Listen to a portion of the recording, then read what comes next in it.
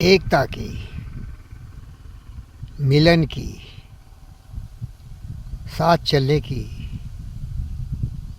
एक दूसरे के साथ जीने और मरने की। प्रेम इतना कि शरीर अनेक हो लेकिन प्राण एक ही हो, धड़कनें एक ही हो। हृदय की धड़कन, सांसों की स्वर मिलता रहे लेज़र बीम की तरह। वहाँ कोई भी मुसीबत किसी भी इंसान को छोटा नहीं कर सकता। उदाहरण के लिए आप देखिए, जब मर्यादा पुरुषोत्तम श्री राम को कैकेयी के आज्ञानुसार दशरथ ने वनवासित कर दिया तो उनकी अर्धांगिनी माता सीता उनका साथ कभी नहीं छोड़े। जंगलों में भले वो रावण के शिकार हो गए, हरण करके लंका ले गया, लेकिन राम का साथ नहीं छोड़े। लक्ष्मण, जब राम और माता सीता जंगल जा रहे हो, उनका जीना अकेला व्यर्थ लगा। अंतिम क्षण तक राम के साथ सीता माता की सेवा के लिए जंगल चले गए। जंगल में भी 14 बरस गुजार लिए, तरह तरह की यातनाएं, संकट, मुसीबत, आपदाएं, विपदाएं। जीवन का तो यही रंग है ना, हंसियाँ, खुशियाँ, दुख, सुख। लेकिन साथ रहो भैया तो दुख भी बांटते हैं, खुशी भी बांटते हैं।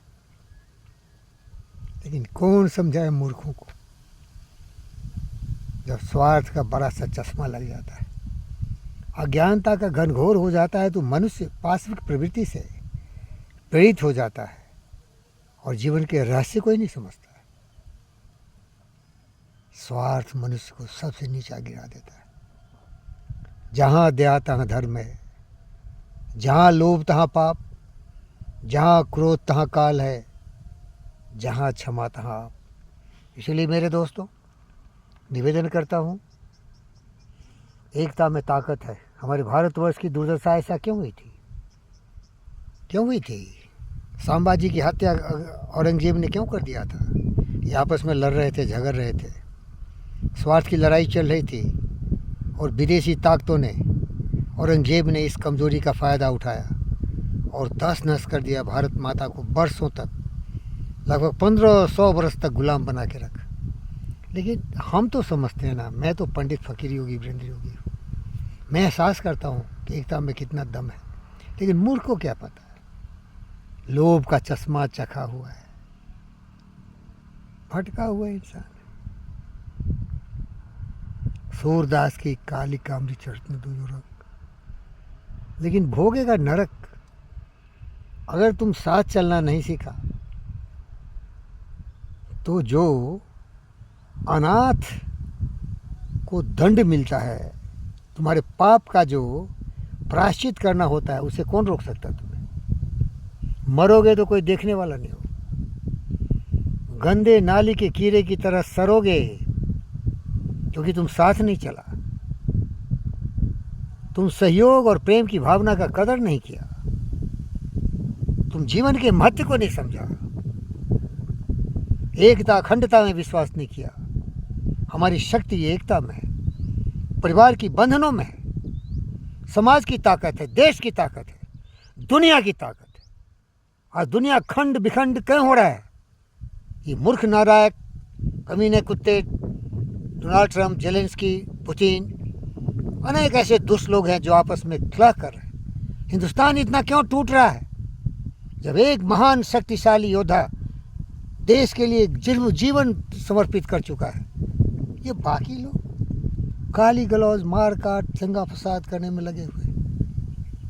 देश की प्रगति और तेज होती जब सबका एक ही लक्ष्य होता कि वंदे मातरम, भारत माता की जय, भारत सर्वसंपन्न सर्वश्रेष्ठ राष्ट्र होता। विदेशों में जाके भारत की तुलना स्वार्थी लोगों से करते, यही इसकी बुराइयां करते। समाज में जाति, धर्म, मजहब, क्षेत्र के नाम पर बांटता है। देश को खंखर कर रहा है, कमज़ोर कर रहा है, एकता की बात नहीं समझ रहा है। परिवार में दुष्ट लोग, ना समझ लोग, लड़ाई झगड़े, मार काट, डांट फाट, बीवी बच्चे सब स्वार्थी, नालायक, कमीने, कुत्ते लड़ रहे हैं। कहाँ से प्रगति होगी, कहाँ से शांति आएगी, कहाँ से विकास होगा? रे मन मूर्ख जन्म गमायो, सूरदास की काली कामरी चढ़न तुझो रंग, छारी मन हरि बुमखन के संग। चलो अकेला चलो, যদি তোর ডাক শুনে কেউ না আসে, তবে একলা চলো রে, তবে একলা চলো, একলা চলো, একলা চলো, একলা চলো রে, যদি তোর ডাक सुने क्यों। चले थे ना सुभाष चंद्र बोस।